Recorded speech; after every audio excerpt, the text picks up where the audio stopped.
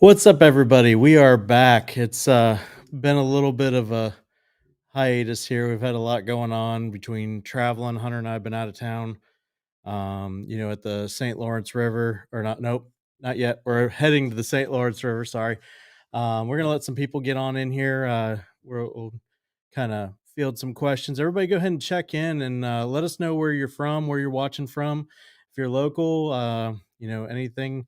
Get ready for some questions tonight. We've got a good guest tonight. We got Dawson Wisner, or as Chris Bowes of the Bassmaster Open says it, Wisner.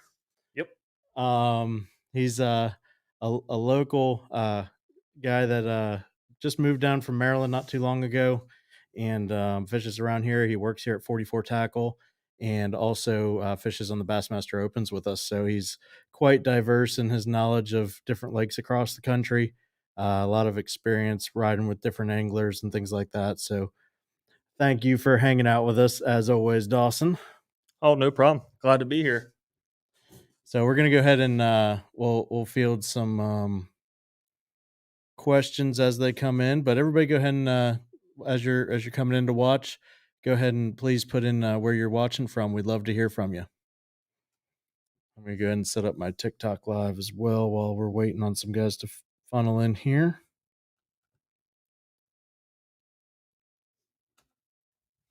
And Hunter, let's say hi to Hunter while we're here. The man What's up, behind guys? everything. Scooter said he likes chicken and he's watching from the Rainbow River. Really? There's no fish in the Rainbow River. You stay off that stuff. Taylor Marcel is in the house. So All right, what's up, Taylor? New York guy. Yeah.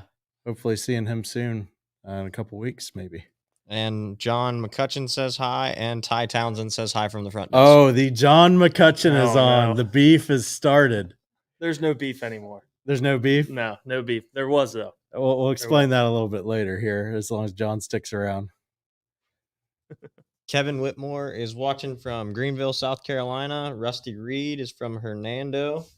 He's a Missouri transplant, he said. And Sean Blackston is in the house. The Sean Blackston. For those of you that don't know the Sean Blackston, we refer to him as Trap God. We also got Rita watching from Florissant, Colorado. All right. Let's see. Ryan, thanks for jumping on. Andy, thanks for jumping on. If you guys have any questions, shoot them into the chat on Facebook or Instagram. We're going to queue it up here and kind of wait for some people to funnel in and get some time. I'm putting my TikTok live on now as well. We're going live on there. And we're good.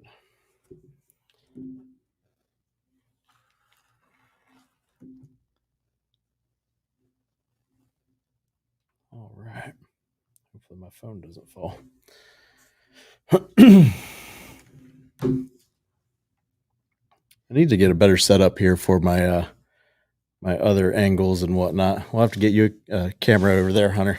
I got mine. You got your TikTok live going? Uh-oh. We got TikToks all over the place. Oh boy. It's gonna get confusing. All right. Well, I guess we'll go ahead and get rolling here. Go ahead and switch to Dawson's real quick just to make sure. I saw he was a little off center. Instagram, it might not look so great. All right. Dawson broke the camera. That's why we were a little bit late here. So Yes. we're just trying to fix that. All right. And we're good to go, I think. We got a little bit of feedback in my headphones here. That may be me, but is it my mic or is it my the thing's really tight? There, it went away. Okay. Joe Campbell said Joe is looking at you, Chris. Joe's looking at me? Yeah. Hi, Joe. All right. So let's get started. Dawson's looking pretty good. All right. So, Thank you. Dawson.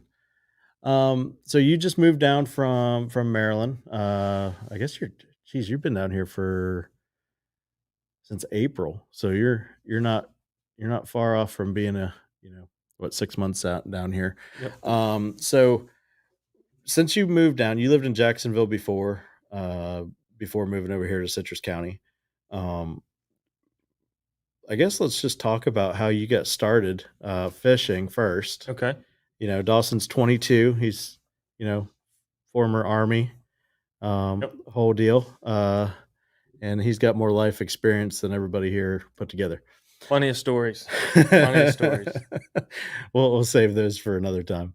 Yep. But no, we enjoy having you around, and you're always the brightness to our day when it comes to making us all feel good. So That's good to know. so I'll let you kind of introduce yourself. So where did you kind of like get started in fishing? So, tournament fishing, I actually got started in Colorado. I was stationed at Fort Carson. I was out there for a little bit, and there's a club out there called Pikes Peak Bassmasters, Mhm. and they're in Colorado Springs. We used to go meet up every Wednesday night, and I could never figure out how to fish out there. It is Yeah. completely different from the East Coast. So when you say the East Coast, you grew up in Maryland, right? Mhm. So you fished a lot of reservoirs and clear water lakes, and for Yep. smallmouth and largemouth, right? Oh yeah, yeah. But I was always from the bank. So first time being out on a bass boat was a lot different. There's a lot of different challenges to it. It's not just hopping in your truck and hopping spots. Right, right. So me knowing you and how impatient you are on most things, Yep. did you put a lot of miles on doing that? Oh, my truck? Yeah. Oh yeah. Oh yeah. I was during the summer. I was in Maryland. I was out there You're one of the few bank almost every fishermen with day. like 5 rods Yep. at all times. Yep. Had 5, 6 rods every time. Every time I Backpack, went whole out. deal. Yep. Everything you see that I have on me with the boat, Yeah. I would carry that with me. He packs quite heavily as a co-angler. I do. No, he usually practices with me, but lately he's been, we jump around between the guys, and it's a good atmosphere for everybody, I think. Um, but so what got you into the opens? Where because that's kind of when I met you was and that's an interesting story as well. But the what made you fish your first open? Like, what was the timeline there? So it was very quick. Um, I fished probably about 2 or 3 tournaments out in Colorado, uh, and I said, "You know what? I'm gonna move to Jacksonville, learn how to fish on the St. Johns River." Mhm. Um, and once I did that, I was doing pretty well with my buddy Danny. We were fishing team stuff, a few like individual, like Yep. me from the back of the boat fishing against everybody. Did fairly well with that, won some money, and I figured why not? I saw it on YouTube that there's this opens thing, and I wanted to try it out. So I Yep. jumped into Hartwell, and that was my first one. Got a check, and I've been hooked ever since. So I fished as a co-angler for 3 years before fishing on the boater side and never cut a check. I got close like 3 or 4 times. So for you to go out in your first one and cut a check, Mm-hmm.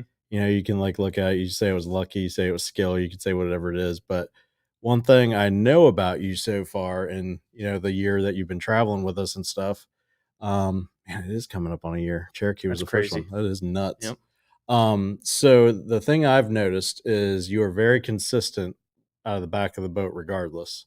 Mm-hmm. And it takes a special kind of person to be able to handle that situation because there's a lot of different things that arise, whether it's personality conflicts or, you know, the the type of fishing you're not maybe ready for. Um, Things like that arise, and you may not have everything you need for what you're about to do. A guy can tell you, yeah, we're going to fish 5-10 foot of water, and out of nowhere something in the day changes that game plan. You're in 40 foot of water, and you've got to have all the stuff to do that. And when you don't have it in the boat, you've got a plan to fit into a small little bag. But what was cool was how we actually all got together to travel together. From what I remember, you came down to get a rod replaced. Yep. And when you came down, we were like the place that had them, and we took it in, and you came down, and spent some money here multiple times. Mm-hmm. And I remember after Hartwell, you said, I think I saw your truck at Hartwell. Yep. Did you guys fish the opens, right? And we said, yeah, we fished up there and whatever. And I asked you, we were talking about travel partners and whatever else, and the first thing that caught my attention was you said that I asked where you went, and so who did you travel with back then before us? For my first one, Yeah, your first one, myself. yourself, I literally bought an excursion, a Ford Excursion, just so I could sleep in the back of it and travel around. with the most comfortable futon mattress in the world. Yes, it is awesome. And so for your first event, you actually you slept in your truck for the whole event as a co-angler. You didn't know anybody. You just showed up and fished. Yeah, pretty much. I was definitely uh, wet behind the ears. It was a eye opening experience. What actually is out there for fishing? Yeah, huge networking Hmm. opportunities, and it takes it past the normal like watch the guys on TV and read the magazine articles and all that stuff, where you're actually conversing with guys like that on one-on-one basis, first name basis. Everybody knows everybody, and there's a huge opportunity. It's like it's almost to me, it's almost like being a part of a bass club of 250 people. That's the way I felt too. It was pretty cool. It's a very cool experience. You go to the weigh-in line, and randomly you look at some of the guys that are out there that have been doing it for 10 or 15 years, and they have no clue who you are, and they just, oh man, how'd you do today, how's everything going, did you catch them today, blah blah blah. And whether they're trying to get information out of you or whatnot, but they still seem to care, how everybody did, just like a bass club would. You're all out against each other, but by the time you get to weigh in, all the numbers are set for the day. Everybody kind of starts talking, and you build relationships even at the weigh-in takes for 5 minutes, you Hmm. know? So it's a really cool thing if you've never done that. The opens are a great way to, learn from other people, whether it's learning from their strengths or learning from their mistakes even. It's a real cheap way. I mean, you think most guide trips are $350 to go on a guide trip for a day, $300 for a freshwater guide trip on any given lake. It's $475 to be a co-angler and ride on, you know, two different people's boats, for sure. And if you can hook up with a practice partner, you got a week worth of practice too. Yep. So for the expenses involved, even if you were just doing it for the experience of learning and not even caring about winning or anything like that, it's still well worth it. Because you go on a guide trip, and like not to knock any guide trips, but a guide is here to put you on the fish. Right. They're not here to teach you start to finish what you're going to do, and neither is the guy on the front of the boat. But if you can sit back and watch and take it all in, I think you're going to learn a lot more.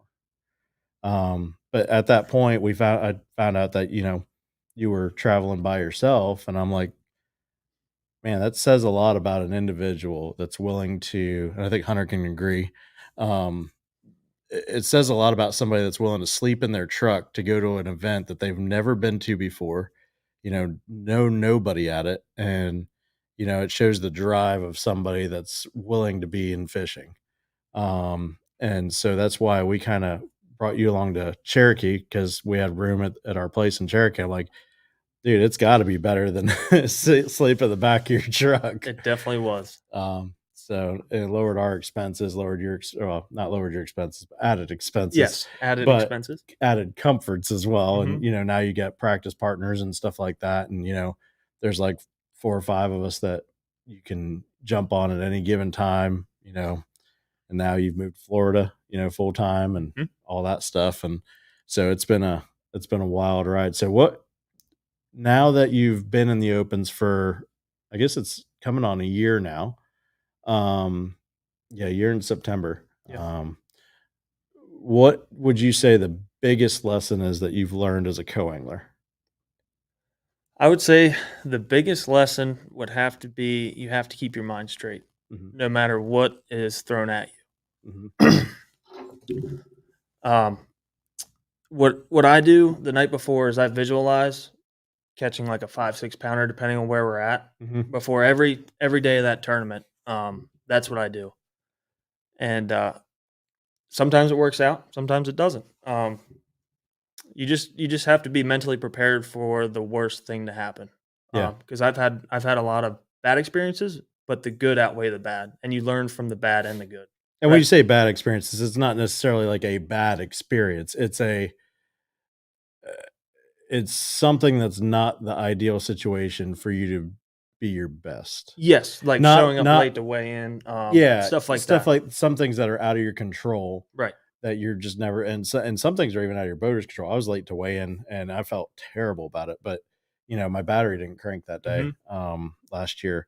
And so that was like one thing that I felt bad about, that I waited too long, that if I would have tried to crank my battery 30 minutes before, I would have known and I could have fixed it and been on time, but I was 9 minutes late. And my Right. co-angler suffered also. So we blanked for the day, even though we had weight that would have kept us competitive for day two. So I mean, there's that, but then, you know, you hear guys complain about, oh, this guy was a jerk to me, backboated me all day and this and that. But all right, so for me, for the boater side and being on the co-angler side, I get it. They paid an $1,800 ticket for the front seat. Mhm. Everybody's version of backboating is a different thing, I think. Just in talking to other people, what are your thoughts on that? My I'd have to say I agree with you. They spent $1,800.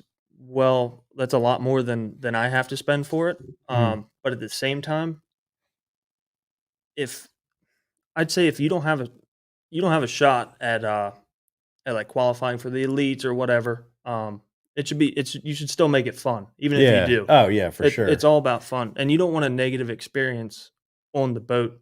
You Yeah. don't. Oh, yeah. Yeah, that's the worst. Like if you're butting heads all day with somebody, it's not really that fun. Uh, so just I would say the most important thing is giving each other space. Yeah, yeah. That's Not the bugging most each important other, thing. and, Yeah. nothing worse than losing a fish and the guy on the other side of the boat reminds you all day about how you Hmm. lost that fish or how you could have been doing a lot better, and, to make themselves feel better. You have to read a lot of social cues too. I've Yeah, noticed. Like if yeah, they're real quiet in the morning and they don't talk a whole lot, I don't talk. yep, I'll start talking when they say something to me, and then I'll start talking a little bit more throughout the day. yep. And you just have to be aware of your surroundings when you're on somebody I else's think boat. that's a big one, social cues Mhm. in any kind of scenario, and Hunter can agree, I think, because just being in the industry for a while too, and the corporate side of things and whatever else, I think that goes for almost anything, of being able to read social cues, whether it's customers, whether it's business associates, coworkers. I mean, that's everyday life. Social cues are very important. Yeah, I agree. And I think a lot of times, you heard the old adage, like never assume and stuff like that. So, like Yeah. reading somebody, I feel like you're networking better with them. You can better assist them. But, Yeah. like, together, even being on a boat, like in a co angler boater situation, like if you're reading those social cues, like that's pretty big advice from a co angler that Exactly. I've never even thought of. Yeah, That, like, exactly. reading social cues, everybody you hear is always like, hey, don't throw the exact same thing your boater's throwing. Contrast your boater Yeah, and, and Dawson's over here like read his social cues. I think that's one of the most important things. yeah, Yes. absolutely. Yep. The interesting thing about Harvey Horn's watching on TikTok. We got the river possum on here. Harvey's in the house. The Rodfather's in the house. Rodfather. Rodfather is here. Travis is here. Oh boy. Yeah, D. Travis. The D. Travis. Travis. The Travis. Brady has jumped on Instagram. Raniford Fishing. So if you guys have Awesome. any more questions, just shoot them over. So, and I just saw that Jared Anderson jumped on. Harvey said, "What's happening, guys? Man, you ready for the St. Lawrence River, Harvey? I think it's about time to go catch some big smallmouth. So those little rats we caught up on the other night. Although Hunter caught a good one. He had what, a 4 pounder up there. Um.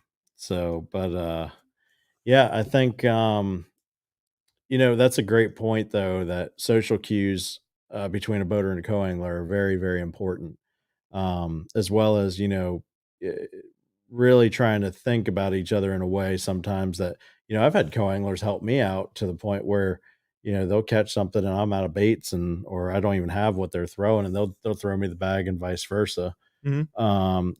That's a game changer for the way the day could go as well. Nobody wants to get their It butt is. kicked.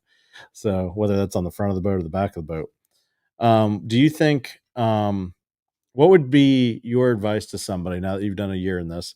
What would be your advice to people trying to get involved in bass fishing? Because you've been through the scariest moments and you've been through the most comfortable moments now Mhm. of the travel process as a co-angler and somebody that knew nobody going in. Um, what would you say to somebody looking to get involved that their first step should be? First step, I would say, find a local club. Yep. That's the most important thing. Find a local club and establish yourself in the area that you're in. And if you do well, then you jump up to the next level. So I wouldn't go up too early because it is a lot more challenging just because of all these added things that come with it, Mhm. like not knowing anybody. Going on somebody else's boat that you've never met is kind of a scary thing, Yep. especially on big bodies of water. Yep. But that's where I would start, is a local club. Yeah, the local club thing was big for me because like I only started bass fishing about 7 years ago, and the guys in my local club, in Central Florida, our clubs are very very competitive. From here all the way, to the East Coast, it's there's some very good anglers that come from our area. And I don't know if it's because the fishing's tough almost year round down here, and if you want to make lemonade, you got to find the lemons. Um, but they, man, write that one down, Hunter. We have this list of quotes that sometimes make sense. Um, but I think that's the big thing that you have to do is associate yourself. It's like when they say, I heard something at one point about people. There was a guy that could guess how much somebody made just by talking to them. Right. And what it was is basically said that if you surround yourself with people that that are, you know, that uplift you, or you keep people around you that keep you to your standards, Right. or you are who you hang out with in a way. And basically, the question the guy asked was, he said, "All right, Nate, take 5 of your best friends and tell me, and you know how much of your 5 best friends make for a roundabout, annual salary." Mhm. And then they would say, list all those out, and then you take those and you average those, and that's your salary. Huh. And almost every time it works. And Wow. so I think that goes to show on the same thing of the people that, competitively, if you hang around those guys that are always in the top 10%, top 15%, you're going to rise to the occasion and be in the top to 10, 15% short time because you're always held to that standard. Right. And with that, it makes it to where when you're held to that standard, that you know, not that people will notice or whatever, but you're always learning. You're always learning from them, from their experiences. And we've got guys in our local club here in Citrus County, Bassmasters, that are as young as 20 years old and as old as actually I think you're the youngest now, 22. Yep. But as young as 22 and as old as in their late 70s, and everybody's got their own experience. Some guys have been fishing their whole life, some haven't, and the guys that have fished their whole life really take everybody under their wing and make it to where everybody understands the same things. Or after a tournament, they'll notice that if one guy struggles, they'll walk over and say, "Hey, what'd you do today?" And it's not to defame the person or, put them down or anything like that. They're concerned and they're willing to give the nuggets of information out there and see how that person does the next tournament. And if you take that and run, they're willing to help you because in their head mentally, they saw that you listen, and nothing is more satisfactory to somebody than the receipt of the lesson learned. Mhm. Um, and I think that's a big part of local bass club knowledge. So you said first thing would be getting into the local bass club. What would you say after that? Uh, And when is the right time to start looking towards an opens deal? I don't think there is a right time, to be honest with you. It's like having a baby. Pretty much, yeah. It's like having a baby. Um, now, it's different for everybody. I Mhm. started very quickly Yep. compared to a lot of people. I jumped in after 4 months. of fishing down here. Uh-huh. But Um, you had bass fished from a young age, though, right? yeah, but I was never on a boat until about 2 years ago Okay. on a bass boat. So the big thing with that is associating, people that can help you out as well. But introducing into that, I mean, you jumped in head first, and you know, I would love to see, how long it would take you. Although you fished with Chad Smith the first time, and he's Oh, like, yeah. "Oh man, you can come practice whenever." Mhm. Chad's a great guy. And then I mean, that just goes to show you though, like if you click with somebody on the boat during one day of an event, your first time ever fishing, that you've automatically met somebody and networked, and now you've got an opportunity to grow in the sport because somebody's willing to take you out on a practice day for the next event. Right. And that day, it felt like my first open, the first day ever. It felt like I was not in a tournament. I completely forgot what was going on. Really? I was just out fun fishing. Yeah. Well, maybe that's what we all got to get back to. Yep, it was a lot of fun. Sometimes the fun fishing days are the ones that are the better ones. Yep. And anybody watching on TikTok or Facebook or any of that, make sure to hit the like button and share button if we can. It'll attract a few more viewers in here. I think we're going pretty strong, but every little bit helps, and we really appreciate everybody tuning in tonight.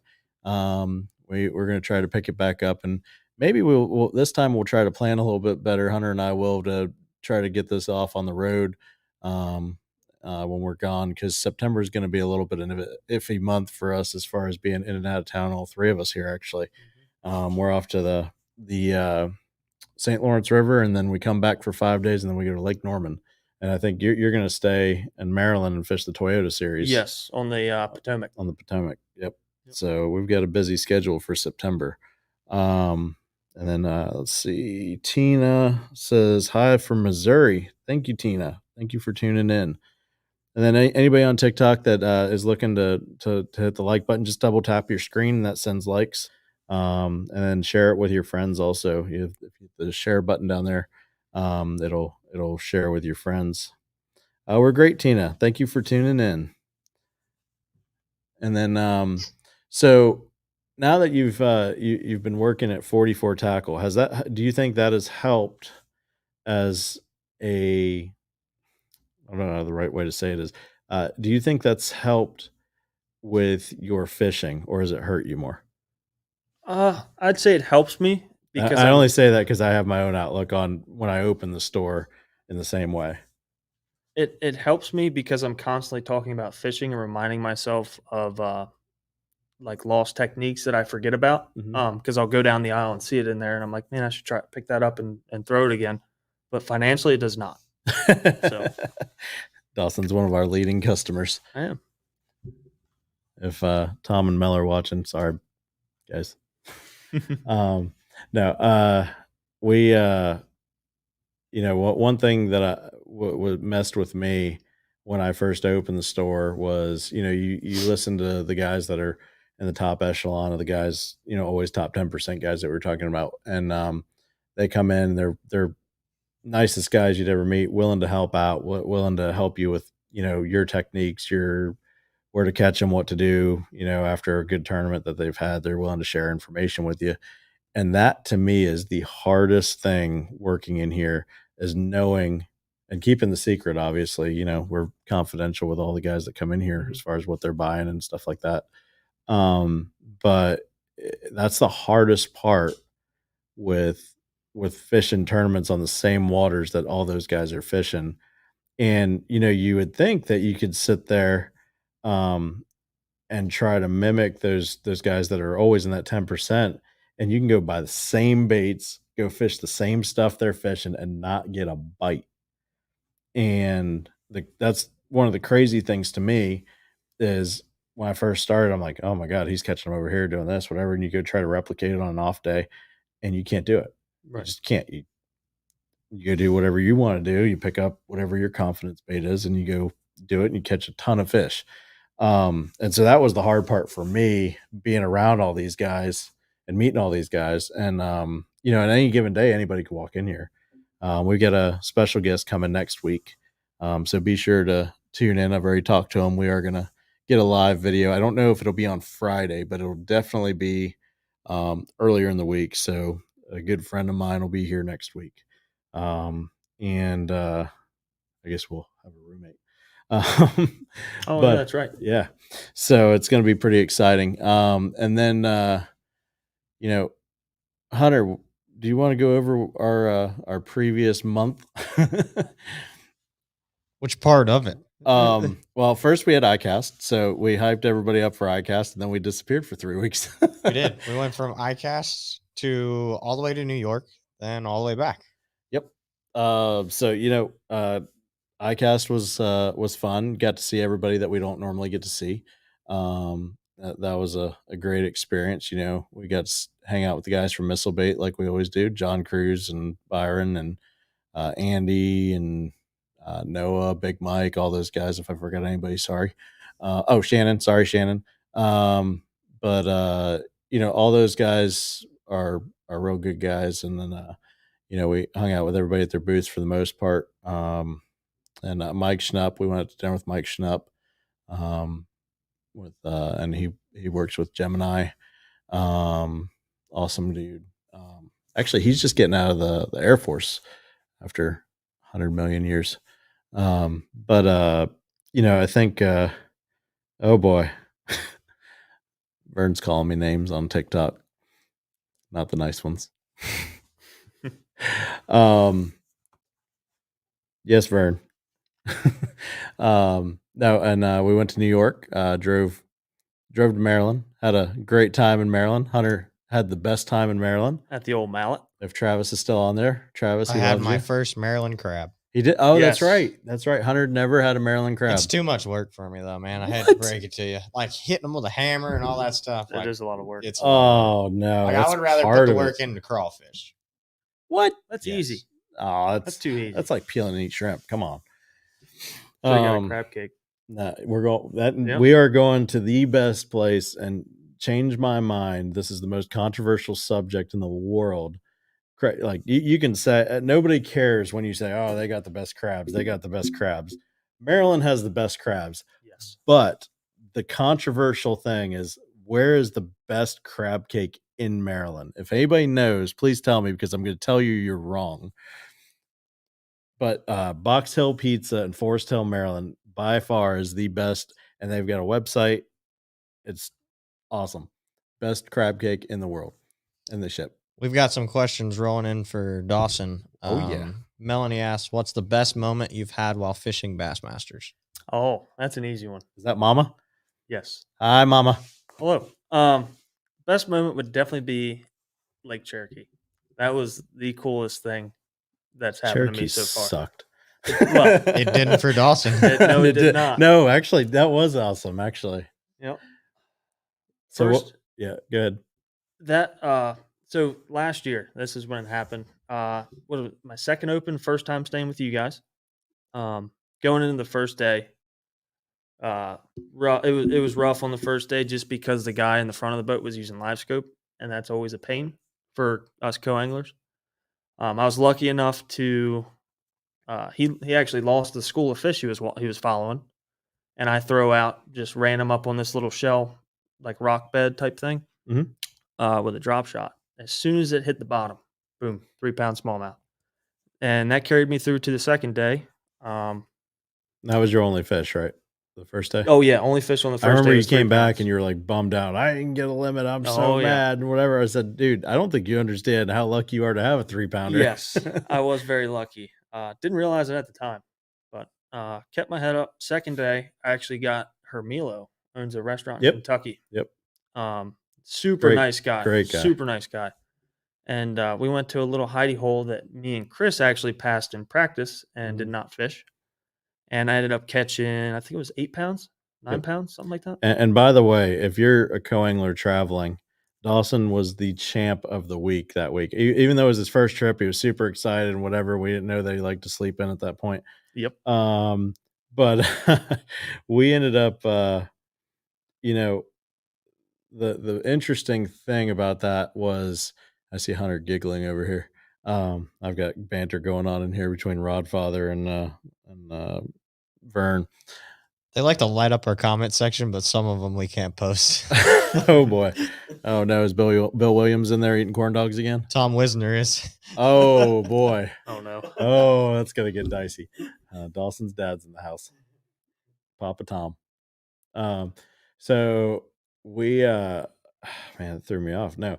So at that point we did 6 days of practice that week. Oh, it was terrible. It was the Not gonna lie. worst, hands down, the worst grinder of practice I have ever had in my life.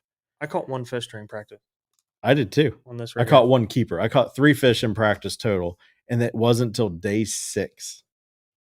And that was the most frustrating thing ever, to do everything everybody else is doing. You're watching locals catch fish on the same bait you're throwing, and you cannot get it dialed in for whatever reason.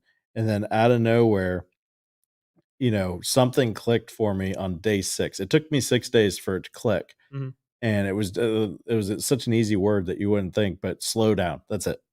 That's all it took. Slow down.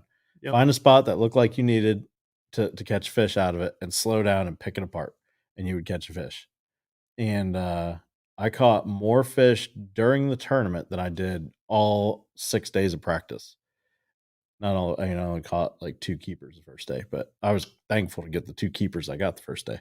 But and they had to be 15-inch, and that's always a struggle when you got to catch a 15-inch on a Tennessee lake, because there's a ton of 13 3/4 and 14.5-inch fish. But for that event, I think that we powered through. And then day 2, what happened there Oh, day 2 with Hermelo? Hermelo took me to this. We ran up the river that Mhm. day, and there was that island with the flagpole, American flag, and we stayed in there pretty much all day. And he put me onto a spook bite, Mhm. and that's where I found my love for this guy. It's a oyster colored sexy dog, and caught like a 2.5 on that. It took me a little bit because I've never really. That's one of the baits I never really threw a whole lot from the Mhm. bank, was a spook. So I kind of figured out that bite pretty quickly. Caught one on that. Caught another small one. And we're catching largemouth. This is not. It wasn't Right. a smallmouth spot. A couple hours go by. I'm like, you know what? I had my PB smallmouth come off from the dock behind our house during practice. It was like a 6-pounder on a fluke. So I picked up a fluke, started throwing that around, and I just started catching the crap out of them. Mhm. It was the best day I've ever had of fishing, to be honest with you. The old chartreuse fluke. No, it wasn't on the Oh, no? chartreuse. No, the chartreuse. It was on So the- we hadn't caught a fish at this point by day 4. Mhm. And day 5 of practice, Dawson comes home and for whatever reason had a chartreuse fluke, a chartreuse pearl fluke. No, it wasn't the pearl. It wasn't the pearl? It was just a regular okay. straight chartreuse. Straight chartreuse. And so he throws that out behind the dock and caught what you hooked on. You caught 2 and lost 1, right? Yeah. I caught 2 like keepers, small keepers, Right. but they were keepers. And then I lost like a 5-6 pounder. Yeah. And I actually they weren't store bought chartreuse. I actually took Oh yeah, that's right. a I dip forgot and about dye that. marker and colored And a white colored one. the whole thing. The whole thing. I forgot about that. Yep. That was interesting. But that's how I caught my first keeper the first day of the tournament. And I never threw it. I never threw it the whole time of practice. Yeah, I threw it once. Yes. And during the I tournament. went to an area that we had marked a bunch of fish in practice, but we couldn't get them to eat. And I ended up catching, I reckon the place over there. Sorry. They ended up what is going on in my TikTok feed here? These boys are getting wild.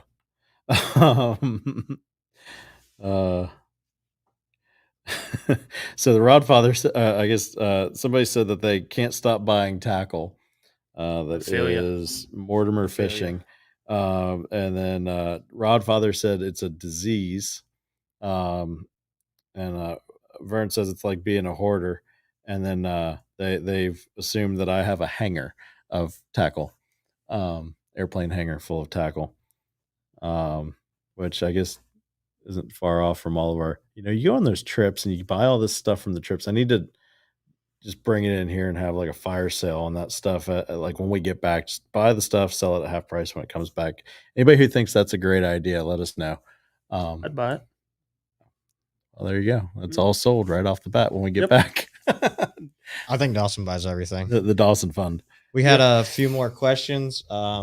Sean wants to know what's one thing. Sean Blackston, That's right. Oh, God. the Trap God. What's one thing you wish you could tell your past self from your first tourney that you know now? Well, that's a good one. It's a great question. That's a great question. That is a good question. That's a very good job, Thank Sean. you. Thank you, Sean. Yeah, thank you, Sean. Stick to what you know. Is a big one for me. Is stick to what I know. And act like you've been there before. So this is a story about me and Trap. I did not want to throw a drop shot, hated the idea of it. 6-pound line, 8-pound line, didn't want to do it. And he's like, just try it. So I tried it. And I didn't catch any fish on it. And I was like wondering, because I see guys like Brandon Polnick and all these guys catching fish on a drop shot. So I was like, you know what, I'm going to go out there and I'm going to act like I've thrown it before. Mhm. And it changes the game if you do that. Yeah. Baits you've never thrown, just act like you've been there. Yep. And throw it. So your dad said you're not allowed to buy any more tackle. Dang. And let's see. Andrew said, "What's up, guys?" He fishes Florida Bass Nation. He's joining in. And then Chris Beeman has a great question. Okay. He says, "Can you ask Dawson how he gets up so early on tournament days?" Well, To be fair, how many club tournaments have we fished? Have you fished with us? 4, 3, 4, Say, 3 or 4. yeah, 3 or 4. I've been late to 2 of those. Beeman also put another comment over here on TikTok that says Dawson is always the last one to the ramp. Yes. I apologize. What's your secret? Oh, you know what we're messed up here, Hunter? I'm going to add you on TikTok. We can both be live together. Dual TikTok. There we go. This Invite. is like next There it is. level stuff here. All right, you're invited. You're going to I want forgot all about this. Look at this. Oh. Here, I'm going to turn. Oh, no, we got to turn a microphone off. Go and mute yours. Or your volume. There you go. That's what we can do. Turn the volume down because we're in the same room. All right, perfect. Yeah, turn it all the way off. Or all your volume.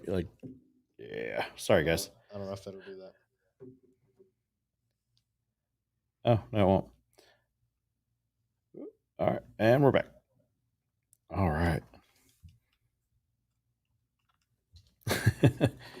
All right, so John McCutcheon's saying also his wife is kicking him out because tackle now moved from the 2-car garage to inside the house. And there may be some also under his bed. But, all right, where were we? Sorry for the squirrel moment here. A piece of candy. Oh, Hunter, you look like you had something good to say. He's speechless with what's going on. Whatever Johnny, is going on back I don't there. even know what you mean by this comment, but he wants to know when we will get to shave Dawson's head. I think Johnny's jealous of your mullet. No, we That don't would get make to sense. shave. No, Ty's head. He's missing. I think he's the boat mixing here. them all up, but I think he's jealous of your mullet. He probably is. It's a Yeah. pretty good mullet. But Oh, he said we're getting a delay between me and Hunter. I can still hear somebody. Yeah, I hear Hunter's. I don't hear mine as much. Let's see. Wish I could mute my mic here.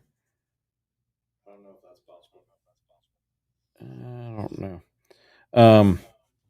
So we they're saying it's echoing. Darn it. That stinks because I was really hoping to do that part. All right. Well, sorry guys. Okay. Back to being normal. So where were we? Sorry Third day. guys. Huh? Third day? Third day. Oh, Third day. sorry Yes. to interrupt the most important story of the night. This was the most important part. I know. Onward. Okay. So I end up after the second day staying in 6th place, and I was all jacked up. I think you probably remember coming when I came back to the house that day. Oh, for sure. Yeah, I was Yeah. all jacked up. Second It was tournament. kind of disappointing because we all went home and because you had your own ride home, so we didn't have to wait. Yeah. But we did watch live the whole way home. Mm-hmm. That was a long day. Yeah. It was a long day. Good thing we had 10 hours. Yeah, I ended up catching one little dink spotted bass And a walleye. and a That didn't count. walleye on Bass Live, which was very cool. That That was was that's the highlight of my fishing. the coolest fishing part right for now us is was that. watching Bass Live, and you got way more coverage than your boater did by catching Yes. fish. Yep. And then you had your rod boat up really good on that walleye, Oh, and then just looked in the water, went, "Are you kidding me?" yeah. Like the look of disappointment was something to be said for it. Ronnie Moore was going on about that too. Mm-hmm. Yeah, that was rough. Because I in the live you can hear me say, "Oh man, I got a 4-pounder." Pulled up on my rod, and up comes a walleye. It actually took my spoon too. That was the only one I had. Oh no! Little war eagle. Yeah. Mhm. The War Eagle. That's another really important thing as a co-angler. Look at what your boater's throwing, and remember that where you're at, what he's throwing, when he's catching them, what he's catching them on, because you can use that down the line if it's a multiple day tournament. Because I ended up in the same spot that my boater was catching them on the first day. Yeah, that's very important. That's a very Well, important. even like you said, you passed a spot that we were near in practice but never fished, or you fished a spot that we passed in practice that we never fished in Mhm. practice.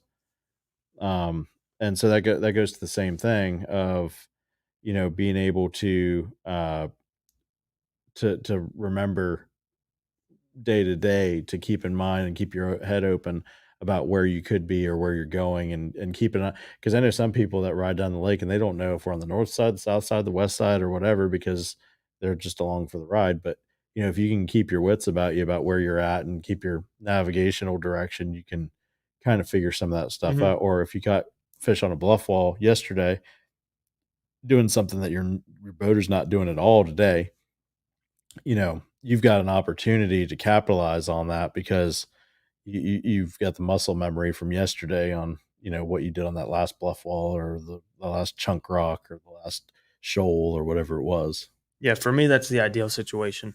Is Bluff walls. well, oh yeah, I The love bluff wall fishing. the bluff ball master. But no, having a boater that's doing something completely different, Mhm. and you have confidence in like a jerkbait, Yeah. on a bluff wall, but he's throwing a Ned rig on a bluff wall, that Mhm. makes a huge difference. Yeah. That makes a huge difference because you're fishing for fish that he's not fishing for. Yep. So Yeah, Beeman, we did try to join the TikTok lives together, but the problem was they were echoing really, really bad, so we killed it, unfortunately. Oh no, I'm not even gonna say that. Did he say it to you too?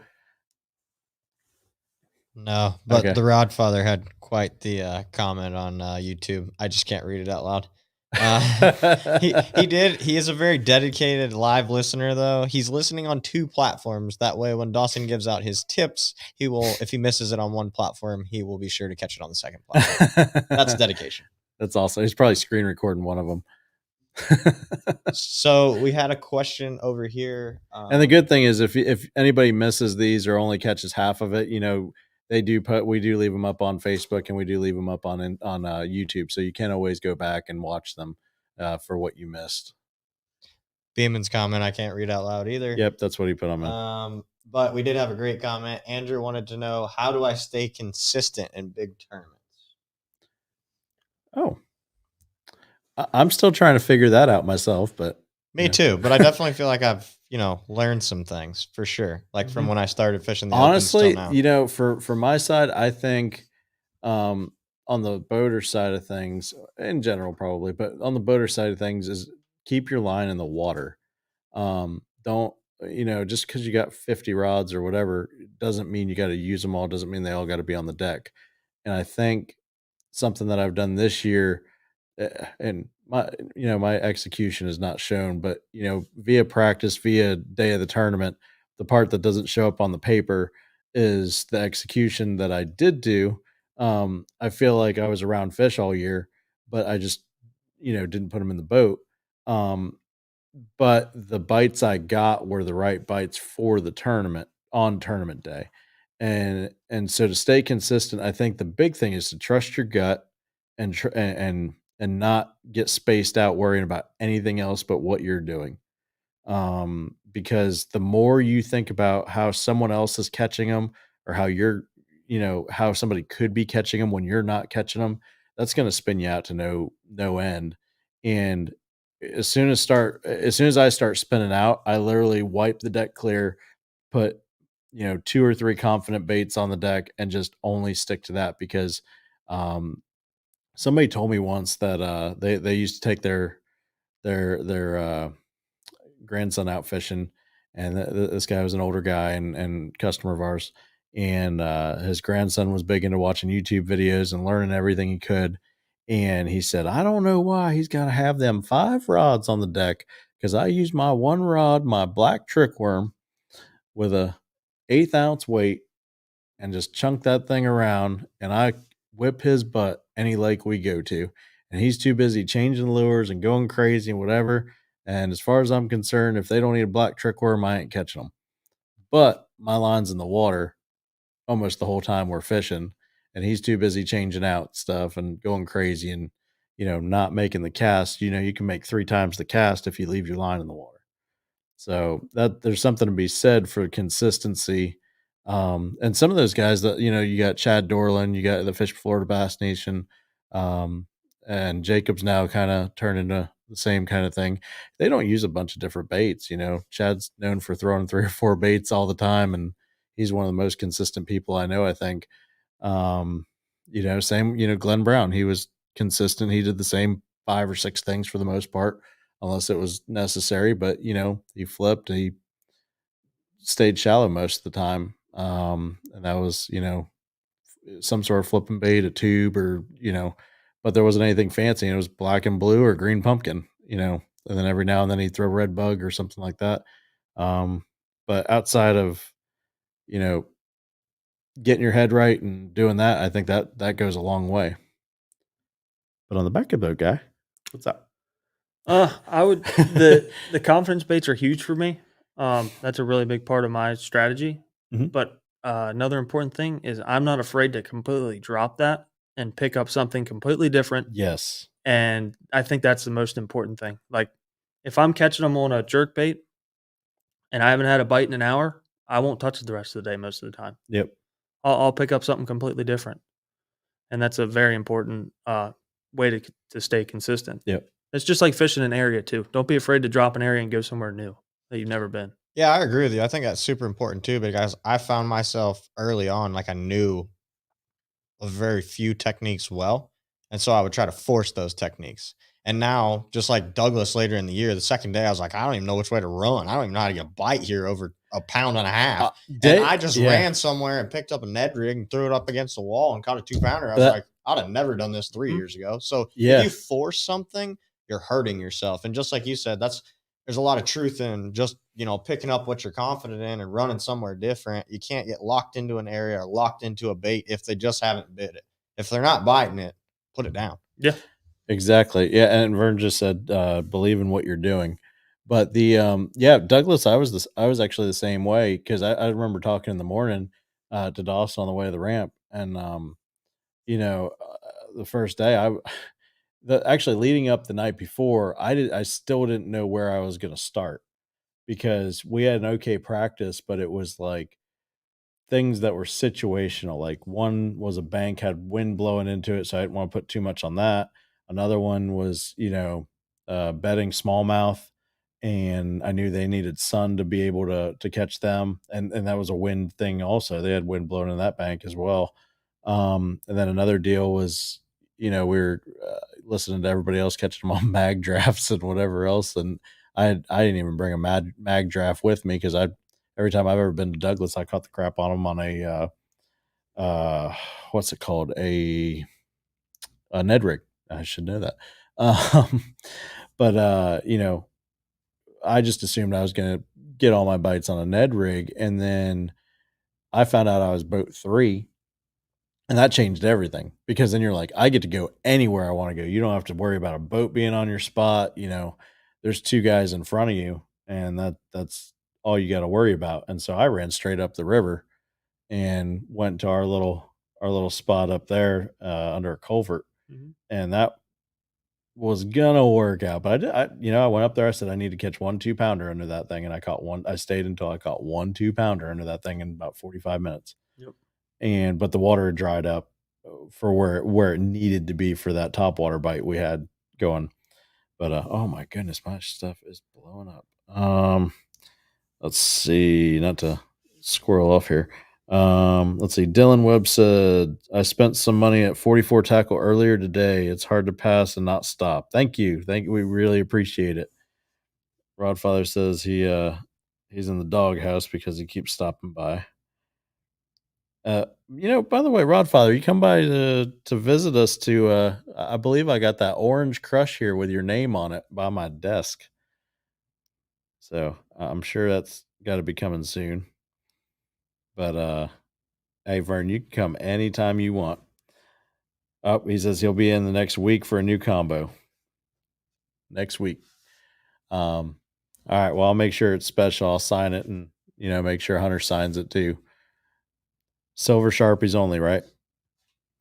Silver Sharpies are for special people, so Rodfather gets the silver Sharpie. Oh boy. What about the blue one? Oh, now you're digging into the arsenal, dog. We had a great question over here. Any tips on learning big bodies of water in a small amount of time? Ooh, that. So I'm trying to think. What was the last lake I've? So Douglas, I went to before like 2 or 3 times, and I fished on the back of the boat. So I'd already been there. I'm trying to think what big body I went to that I actually got to fish a lot of. Where have we been? Cherokee would be the one that I went completely blind, had no help, no nothing, no direction. So the one thing that I learned fishing with Miles Berghoff, that's currently that just led Group A. We're so proud of him. The one thing that I learned from him fishing with him for a couple years is everything that I do now when I go break down a new lake I concern myself with only the way the spawn works, whether it's summer, winter, whatever. On a map, I look and I think about anywhere a fish may spawn. So at Cherokee, the idea was, you watch all these videos.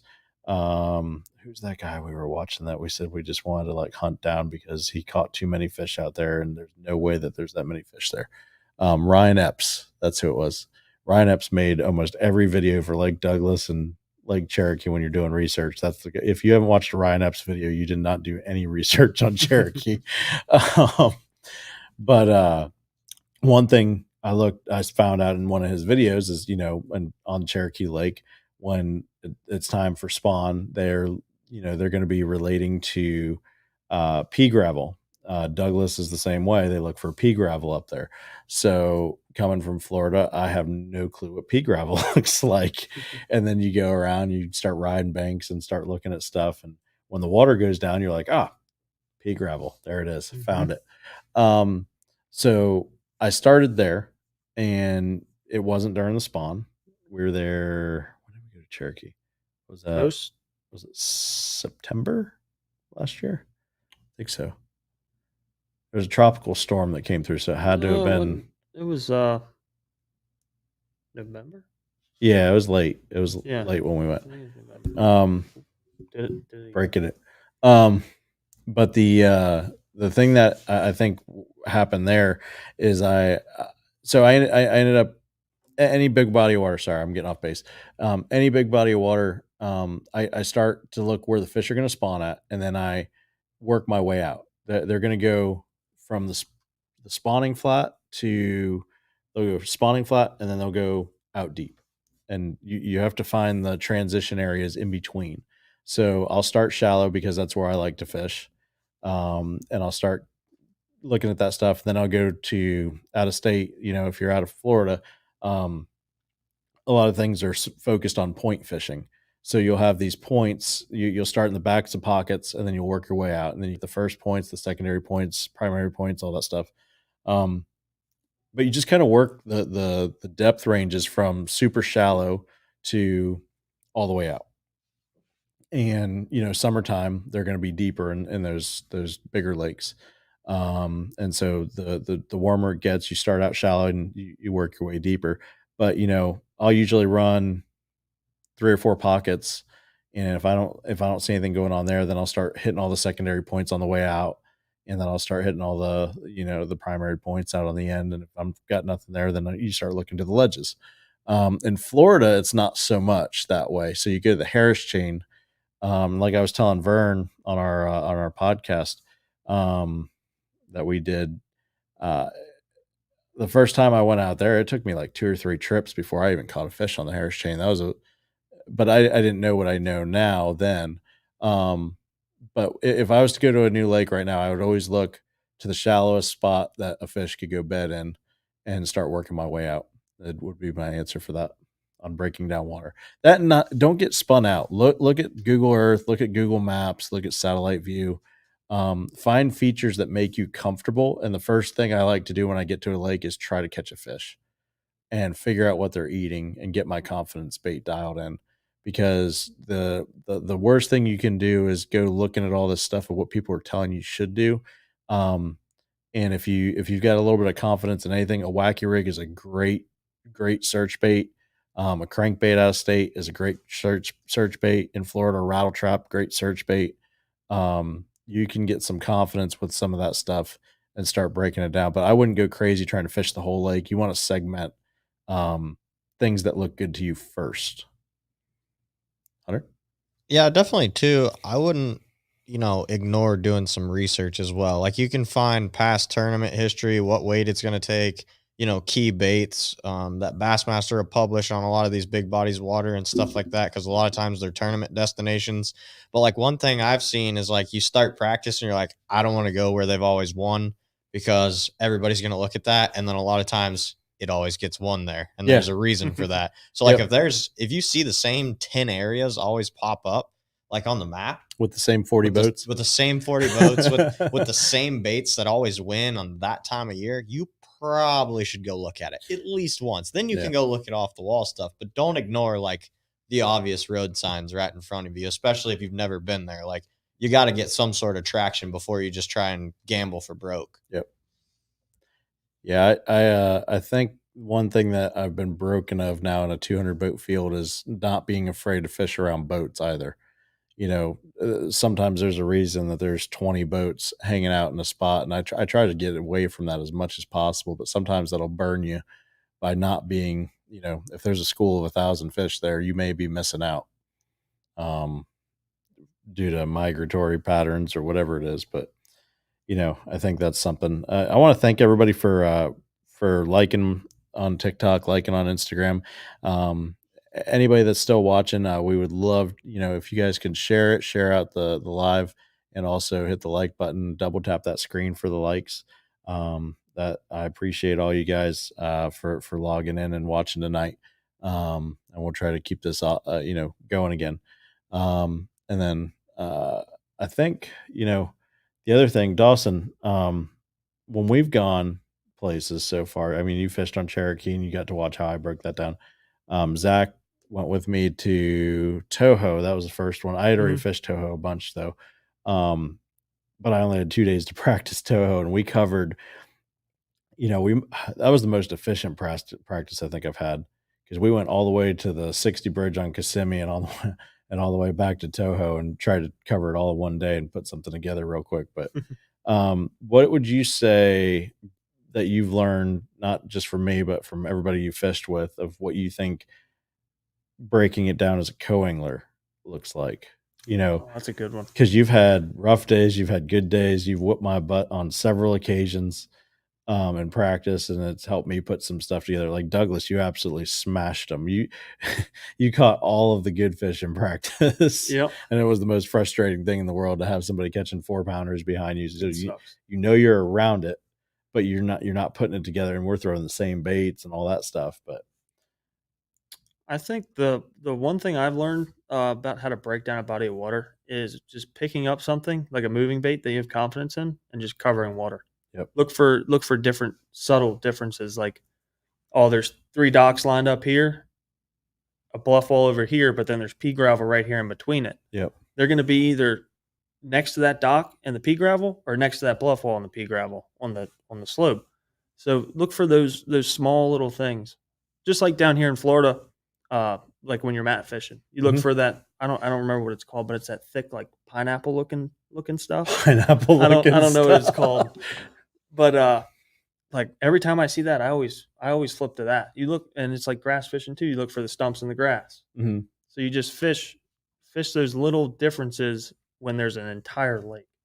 If that does that make Yeah, sense? yeah, yeah. Anything that you can contrast, I Mhm. guess, and that's a good thing. You know, having somebody like you on the back of the boat, you're willing to drop everything, and you're willing to, retie 1,400 times a day. Mhm. While I can be a little bit more consistent up front, but that's the other good thing in a practice scenario of breaking something down is you don't know it unless you throw it.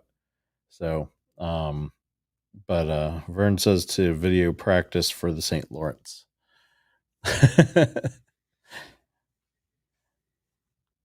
I think that'll actually be an entertaining video if we video the practice for the St. Lawrence. At least we'll get some bites up there. It won't be like 4 bites a day like Oneida. We had some other good question.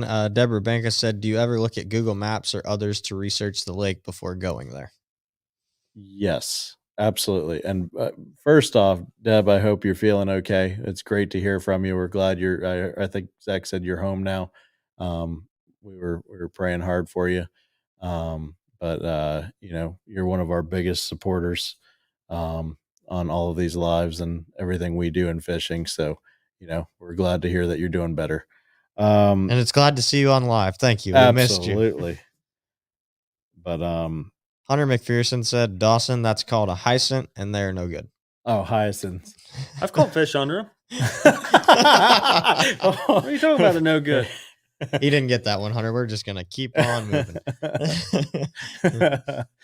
he don't want you fishing his hyacinths. Oh, okay. Mama would like to know which one of the pros you've learned the most from in one day. That's a good question Ooh, that too. is good. Like on the water with, or like Any of them. just Anybody. watching? Anybody. You already know. Anybody. No, on the water. We'll say Oh, on the water? We'll say on the water. Ooh, who did I fish with? Probably have to say Matt Lee. Matt Lee. Matt Lee. Yep. You already knew that was coming too, didn't you? It's exciting Yep. news. The one thing that I noticed that Dawson he does, was the most excited to fish with Matt Lee, whether he Yeah. admits it or not. Out That of was anybody cool. he's fished with, that was like he went out and had like private conversations outside of the house that day. Yep. And oh yeah, he was all about that. That was Yeah, Lay that Lake. was very cool. And big shout out to Sean. He actually typed that in the chat before Dawson answered. That's a true friend right there. Yes, it is. And Deborah, thank you so much. We appreciate your support. Sean also asked, He said Matt Lee, Vern. what weights are you guys thinking it's going to take for the St. Lawrence? Oh my goodness, for the St. Lawrence.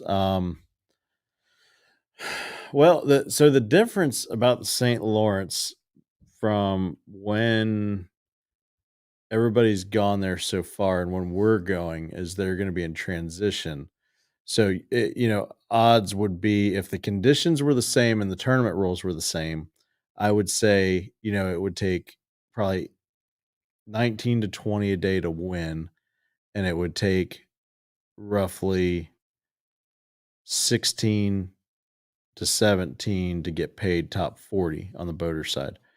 But Canadian waters are going to be open for our tournament should be like one of the first tournaments that Canadian waters will be open to fish, and that changes the game quite a bit because had Canadian waters been open, I think during the previous events that have been there during the spawn, we may have seen almost a dirty 30 at least once a day go across the scales. So I would say, for our tournament now, it's probably going to take 23 a day, I would say, to win. 22 to 23 a day. It's hard to say because like you get 200 boats in a field of locals and pros and a lot of different aspects. There's people fishing this tournament that may have more experience up there than any of the trails that have even gone up, and I think that's a factor that a lot of people don't take into consideration too. At the opens level versus Vern says 24 pounds a day. I can almost agree with that because it's one of the things that you've got to play is you've got everybody in the mixing pool, and everybody in the off season now that's looking for something to do that all their seasons have just ended. So whoever got into this tournament, it's going to be a very interesting. This will probably be the toughest tournament of the year we've ever fished. Because you've got like what at Oneida there was a ton of locals at that one. On the co-angler side, especially that makes it tough too because you've got guys that if they go scrap their plan and listen to their co-angler, there's a shot they might have a guy that's really knowledgeable because some guys they don't fish the co-angler side because they're inexperienced. They fish because they don't have the money to pay that $1,800 to go fish as a boater. Or in our case this year, with it being so competitive and so filled, they might not get in for one, like if they wanted to fish just one single event. That's a big deal. And so they'll fish as a co-angler just to get in. Because I've heard of pro circuit guys that are looking to go as a co-angler just so they could get in. So I don't know what our roster. We'll know what our roster is, I guess, in a week or so. But I would say we're probably going to max out on that one at 225. So it changes the game when you've got 225 because everybody thinks that leading up to like Harris, the way it's fishing, everybody's like, it's going to take 28 pounds a day to win, and then it ends up taking 21 a day to win, and 13 pounds to get a check. So it always surprises us. Vern says take 20 pounds a day to make the top 10. I think that's pretty accurate. Yeah, I would agree with that. I would not be surprised though if you saw 75 pounds win. Somebody runs the Canadian side and he just absolutely finds something to himself. Yeah. Because I mean, even in the college national it's a lot of water. Yeah. It's a lot of water. The question is there enough productive water though once they've transitioned out of spawn? From what I've heard, there's a lot of big wolf packs that'll be out deep that when you find those bigger fish, there's going to be a school of them. But how many people are going to go, community hole that, with the electronics that are in the game now, and the local knowledge. And, the other thing that people don't take into account too sometimes is when you're fishing at that level and you've got a mixture of local knowledge and elite series guys and pro circuit guys and BPT guys, then you throw in the one big thing that nobody talks about is there's no information on all their leagues. And now you can do information sharing up to 3 days before the event for our stuff. That's a big, big thing when there's no rules stopping people from, doing that. So when they go up there and they get those weights that they're getting right now, and then you take away you make it to where you can share information, that's a whole different ball game. It opens up a lot of water. And Vern thinks largemouth can play a really big role too. I would honestly like to see largemouth take a big role in it because that would spread out the field a little bit better if you got guys that are going for largemouth and smallmouth and you get guys that are just doing one or the other. That changes it pretty good too, and it spreads everybody out. We have any more questions over there, Hunter? But Dawson, what's your prediction? Well, I'm going to say 25 pounds to win for the boater side and 13 for the co-anglers. 13 for the co-angler. Mm-hmm. That's about right. Because, I mean, Oneida, their smallmouth aren't quite as big. And it took, what was it? It was 10 and a half a day. Mm-hmm. So, I mean, that's a good number for that, especially for a stingy lake like that was. So, I mean, I think 13 is probably actually even a little shallow in some cases. Yeah, no, I was trying to stay conservative with it. No, I mean. Well, I think what's interesting about the co-angler side, like you got to remember, you only got to catch 3. So, like your chances of catching 3 giant ones are a lot better than your chances of catching 5 giant ones. Yeah. So, I mean, what are the chances you see a co-angler catch 18? Somebody's going to. Somebody's going to catch 18 to 20 for That's three my fish. goal. I mean, Alan Agnoli, he fished in our club. I think he's coming back next year. He's from Lake City, but he actually said that. Well, he fished the Southern Open as a co-angler, and he drew Trevor Fitzgerald on one of the days. And that day he caught 21 pounds for three fish behind Trevor. Wow. Yeah, That's a bag. yeah. And Trevor said there was nothing he could do about it. It was just it was what it was. Mm. But Allen ended up winning that open on Toho. But yeah, that was really cool. But 21 pounds and three fish, that's insane, Oh yeah. especially on the back of the boat. It's hard enough to catch 3 on the back. Right. Yeah. It's hard enough to do 21 pounds and three fish on the front of the boat unless you're Mhm. Vern or Eric Panzeroni or one of those guys. Let's see. Vern says he thinks you can make the cut on largemouth. So back to local stuff. Now that you moved to Citrus County, what would you say you've learned about the lakes in our area? Because you had never really fished them before moving here. I actually learned how to punch like 3 months ago, 4 Nice. months ago. Which lake? Panisofsky. Panisofsky. Mhm. Yep. It's not really a Citrus County lake, but it's Close enough. Yeah, close Close enough. enough. But yeah, the interesting part about learning to punch on Panisofsky is you can apply that everywhere else, but nowhere else fishes like it. Yeah, I got a little bit spoiled. Because that place, you can catch a fish in 6 inches of water there flipping, and everywhere else you're not looking for 6 inches. You're shooting blanks if you're going after 6 inches of water under a mat a lot of Mhm. times. But that place, the way the whole thing is so shallow, there's no deep spots, and so 6 inches of water sometimes is the deep spot under the cover. And they're just fighting. I think they're fighting for cover on the bank because there's really not a ton of cover because it's like a small fringe for the most part. But some of the bigger fish that I've ever seen caught out there, I say I've ever seen caught because I hardly catch them flipping out there. But some of the bigger ones have come from some of the smallest little inconsistent pieces of cover, whether it's a blown up piece of junk mat or one little green leaf hanging off of a tree that's touching the water. I've seen all sorts of weird stuff like that happen. Um, and some people will just run down the bank until they see one little green patch, and that's the one thing they flip, and then they keep on going down the bank until they see another little green patch of something. Mhm. But as far as flipping mats and stuff like that in Florida, I think you've kind of picked up on a couple things of your own, and everybody does it differently. That's the interesting part about it is some guys really crank on them, some guys use a sharper hook and lean into them. Everybody's got a little bit different way of doing it. But so the next, let's see, you fished the Harris chain, you fished most of our lakes around here. You fished Hernando with Ty. Mhm. We fished Floral City.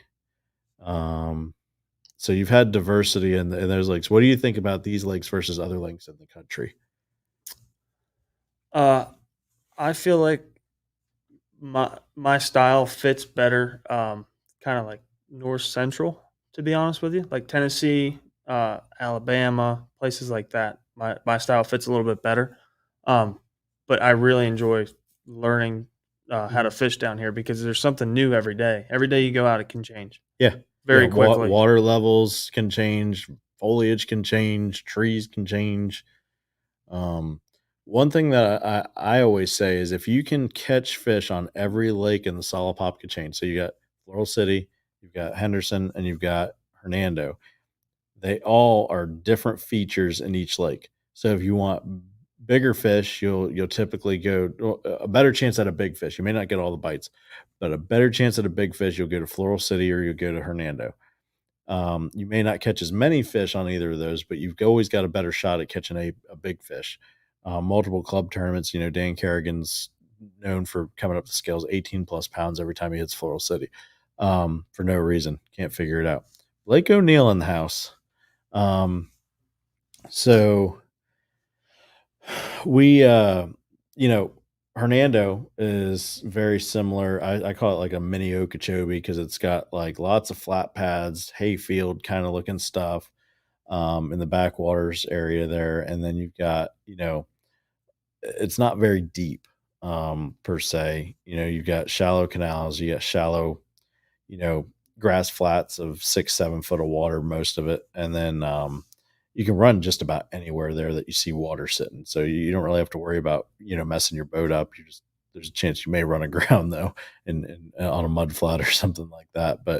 Um, but as far as if you can catch, 13 to 15 pounds or even over 10 pounds regularly, I think on each of those lakes consistently, or getting 20 bites a day on each of those lakes consistency, I think you can go to almost any lake in the country based off of just those three, with the skills you've learned, and put something to use in almost every lake in the country. Because you got on Floral City, you got a lot of cypress trees, and not a lot of grass. So that helps for like all the Tennessee stuff and shallow water fishing out of state. Maybe not deep water. There's some shell bars out there and stuff like that, but they're not super crazy. Loaded with fish like you would see on, like the Harris chain or something like that.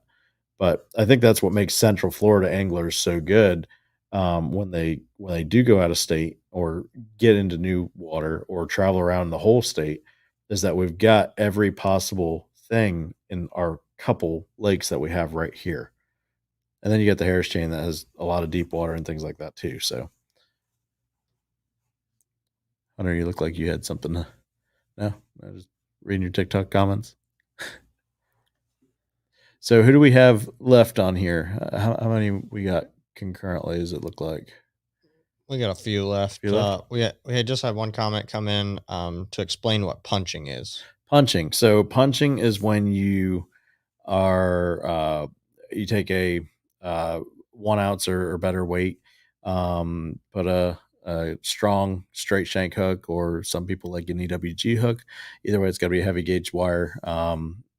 65-pound braid in most cases. Some people like 25-pound fluorocarbon. But typically it's a 1 ounce weight, and you'll find thick matted vegetation that has water under it in some way, shape, or form.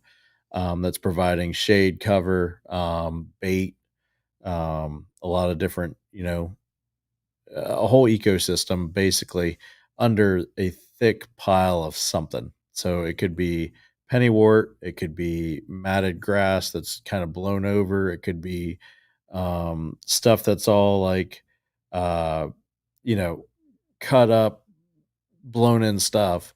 And then the only way to get through it is with a heavy weight and a creature bait of some sort. Some people like to flip flukes. Some people like to punch smaller baits, BB crickets. I particularly lately have been doing a lot of turbo craws and palmetto bugs by Z-Man. Has been one of my favorite. Dawson here has one of his favorites. Oh yeah, the rage bug. You want to talk about your favorite baits here? yeah. For Sure. any, actually, these are all like, there's a couple punching baits here, so I'll let you talk about those. Yeah. Well, they're not just punching baits. Here it is. yeah. Diversity. Yep. So with this guy, this is the Strike King rage bug or structure bug. This thing has so many uses. I finesse flipped this guy just with a Texas rig on about 15 to 17 pound line, depending on where I'm at down here. Up at Oneida, I actually cut it in half and put it on the back of a Fitzgerald football jig, the micro jig. That's a really, really good jig to use, especially for smallmouth. And I punch with it. You can work it on top like a horny toad. That works as well. It's an all around great bait. Skip it under docks. You can do anything you want to fish with it. You can do. You drag it a lot. Yes, I do. Like a worm. Don't give away my secrets. Sorry. But yeah, I drag it a lot. There's no secrets here. Jared also wants to know, Dawson, how is it transitioning from your style to the local stuff here? I'm not gonna lie, it is tough. Is it? It is, for me. It's tough. Yeah, the lakes around here are not easy, especially coming from Maryland to the St. Johns River to here. It's a lot different. I mean, I've fished the Harris chain and stuff before. I've never done too well, but I've done good enough to get by out there. Yeah. But I'm still I enjoy the process of learning everything around here. It's a lot of fun. Right, right. So Yeah, I think the interesting I think you stress yourself out more yes, than I think you make it more tough on yourself than anything. yeah, Um, I'm very hard on myself. yep, absolutely. I think we all are. We're our own worst critic. Hmm. um, so you've got some other baits here. What would you say is your lineup here for your favorite bait? My absolute favorite, you already know, the Hey, they don't know. Vision 110 is the best bait that I think is on the market Now, right now. now I'm going to In my stop you right opinion. there. Tell me exactly why the heck I need to throw a $25 jerk bait. So, my buddy up in Jacksonville, how I found out about this bait. Yep. I was on the back of the boat. He was on the front. I had no idea what this was. I thought it was just some ordinary jerk bait. So I'm back there throwing my Rapala. I didn't get a bite. He's up there catching fish, letting them go over and over and over and over again. Probably caught like 20, Mhm. and I had one. So that's when I went ahead ordered one of these. And this color works really good in Florida. It works all over, but Florida I have the best luck. It's the Matt AU, and but yeah, it just flat out catches way more fish than any other jerkbait I've used. I haven't quite figured out why, but I don't know if it's that you can make a longer cast with it, and so it gets down to its level for the strike zone better, or if it's more about the noise that it makes because of the tungsten in it. But I say that as a skeptic, but at the same time, I've also got 2 full boxes of them things that I love. Oh yeah, yeah, it's a great bait. I also I changed the hooks out on them too because sometimes the hooks will bend out pretty easily. So I put the owner stinger trebles on there, the short shank size 6, and I haven't lost a fish with those hooks yet. So Nice. they're pretty good. So you may not know this, but the person that you had a beef with, the John McCutcheon, Yes. actually lived not too far from you, Oh really? West Virginia. Oh, that's I kind of mean, close. it's Yeah. pretty close. What, 3 hour ride, It's 4 hour ride to the border? Something No, like it's that? closer than that because it's right by Frederick. Yeah, You cut through the little top sliver of it. You little go on sliver. yeah, a little sliver Yep, of it. yep. So you guys aren't so different after all. Yeah, I guess not. Mason Dixon buddies. um, and then Vern says it's good because it was designed by Seiji Kato. Yeah. But Good point. he said he fished John said he liked to fish the Ohio River a bunch. Never fished there. There you go, adventure time. It is adventure time. We'll have to get John on a road trip one of these days. Hunter, I've got a question for you. What you got, bud? Where? All right, let's say we're going to St. Lawrence, right? Mhm. There's probably a million bodies of water between here and there. Mhm. On the way back, if you had a choice to fish anywhere and stop and fish anywhere on the way back, because we got 5 days to kill, what would you choose? Oh, that's a great question. Because we're already going to get like 7 days of smallmouth out of our system. I could use 5 more days of smallmouth. Well, I can agree with that. So if it were me, I'd probably say like swing over to Champlain for a day, just because that place is a whole different animal from anything. But because then we could go from catching 6 pound smallmouth to 5 pound largemouth, like on frogs and scum mats and stuff like that. But it's going to get a little bit cool when we get up there, I think, this time around. Because they're getting some rain and stuff like that right now. Champlain would be good. I mean, Chickamauga would be good, but But let's say like Champlain would be a little bit out. That'd be like hour and a half out of the way. If you had to make a direct line from there to Florida, what do you think would be the closest thing that we should stop at? James River, but that's not my favorite place in the world. Ugh. Oh, It's just Oh. yeah. You're the worst. I scream at that place every time we go over I the know. bridge. I mean, we could go see our buddy Jacob Fouts on Chickamauga. He will not be there. I know. I'm surprised He's you haven't got- said Hartwell. He's going to be a little bit too busy at Lake at Norman. Lake Norman. That's Yep. where we really should stop and put in a we couple should extra probably days. just put 10 days on Lake Norman, even Yeah. though. But see, that's the See, problem. I don't feel I like don't- that's I going to don't- help. I don't because there's wanna go- 42,000 docks. I don't want to. My hands will be so sore by the start of Lake Norman if we go there and fish for 10 days straight. And you still won't fish every duck on the lake in 10 days either. And I know you're gonna hate this part too, but I actually like Oneida. I really do. I'm not going back there. I want to Not go for fun. back. Not for fun. I like that place. I like Nope. that place, but I want to keep learning more about it. I really do. There's something about it that sets up different than like any other New York. Oh, for sure. It's a big grass bowl, shallow grass bowl. That's it. All those smallmouth up there are confused. They're like, we're supposed to have deep water and current. But they, let's see. Oh, John McCutcheon says there was no beef. He was incorrect. We proved that.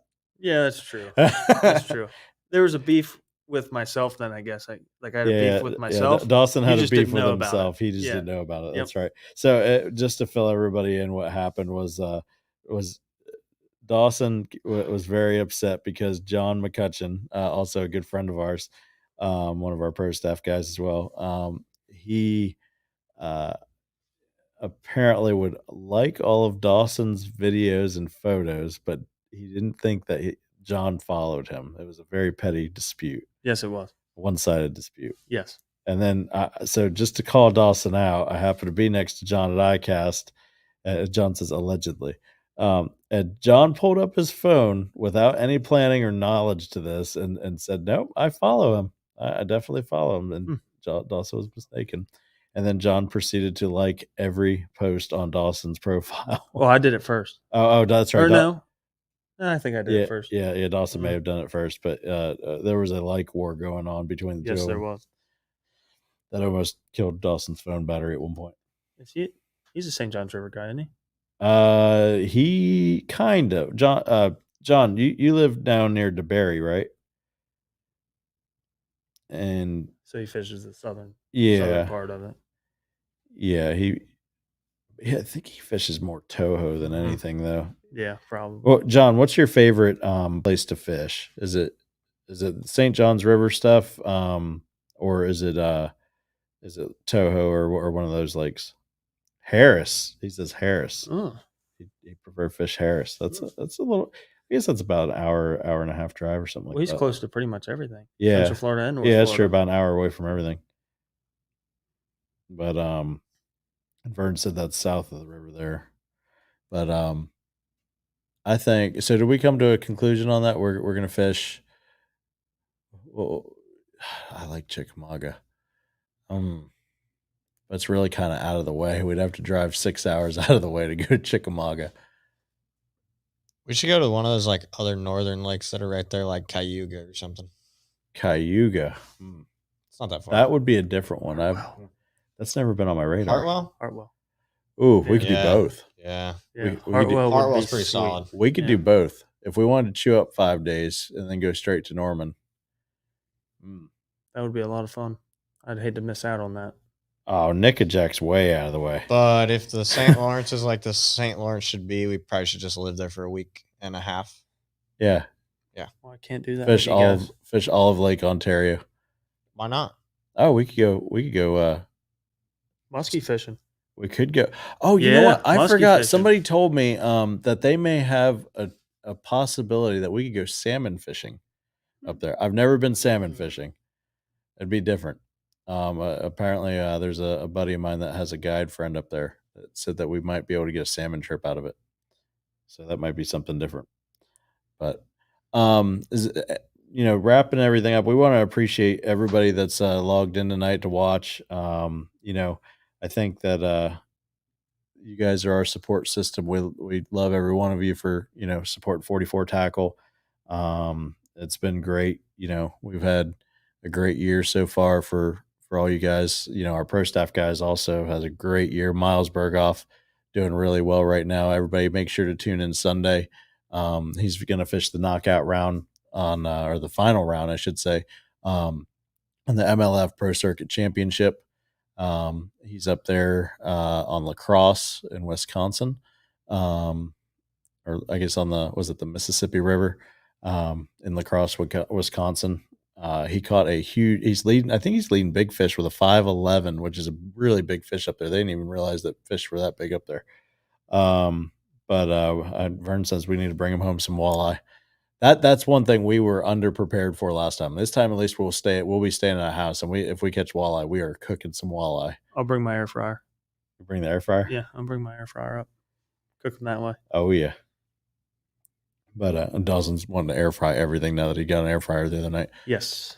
He even texted me about it last night to tell me he got it. Did he really? He did. I did. Yep. It's a monumental moment. I was Oh, cooking my some goodness. chicken nuggets. I was like, no, Are you gonna like bring it on the road with us and like throw down for us every night as the great co-angler that you are? Just throw down in the air fryer. Sometimes. We'll go 50-50. I'm usually Does your that cook. You're gonna Is have that to do fair? better than that. Yeah, he's the cook over here. Yeah, he's the good cook. Yeah. You weren't at Lay Lake. Lay Lake, I cooked for everybody. Me and Colby. Colby threw down, and then Parker with his Parker has exceptional turkey carving skills. I would pay for that on Thanksgiving, by the way. He's very good.